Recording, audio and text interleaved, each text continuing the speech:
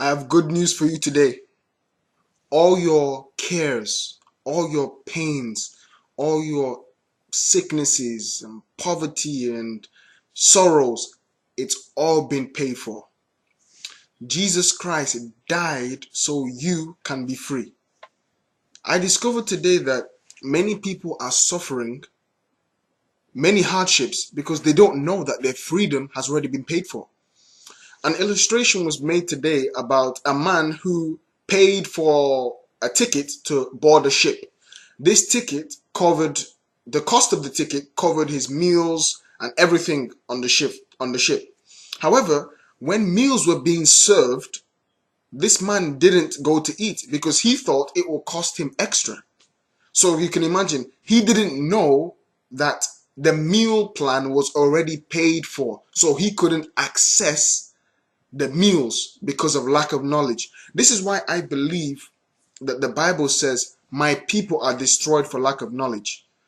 Interestingly, I believe that God is saying many Christians are depressed, sad, sick, bitter, poor, because they don't know that their sickness, diseases, and all these different afflictions have all been paid for. The Bible says, by his stripes we are healed. We were healed. That means if you were healed, he has taken away your burdens. You don't have to take it again. He has paid the price. You don't need to pay it again. But unless you know what has been paid for, you can't boldly possess your possession. For example, that man couldn't boldly go to the cafeteria and eat because he didn't know that it's been paid for. As a result, he stayed in his condition eating. I was told that according to the explanation, he was eating cookies throughout the trip while he could have eaten complete balanced diet. I really want to challenge us this week to discover our rights and privileges in the Word of God. Discover what belongs to you. You see, God told Abraham, as far as your eyes can see, I will give to you. From Genesis to Revelations, there are many blessings that we are entitled to. It's our right. As Christians, as those saved, born again, it's our right. But unless we discover and we study to know what's our right, we can't boldly declare to take it.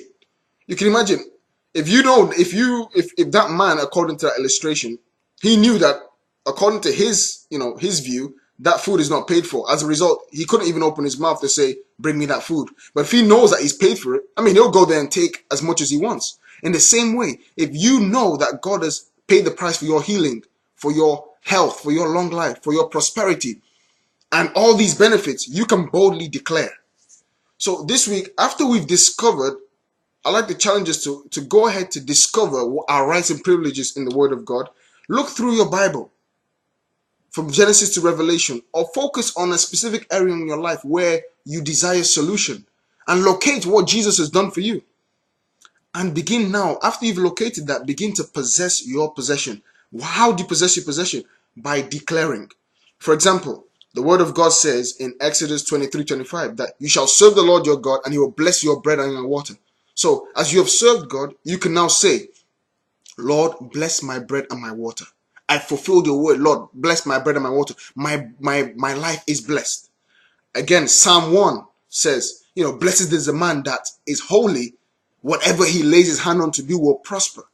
So if you believe that you are living an upright life, you are entitled to that blessing. So you can boldly now say, Lord, bless the work of my hands. God says, give and it shall be given unto you. So you've given. Now you are entitled to the blessings of giving. Now you can declare that.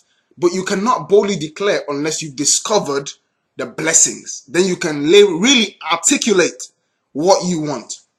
God bless you. As you go through this week, let us just locate our rights and privileges. As we locate them, don't be afraid to say it.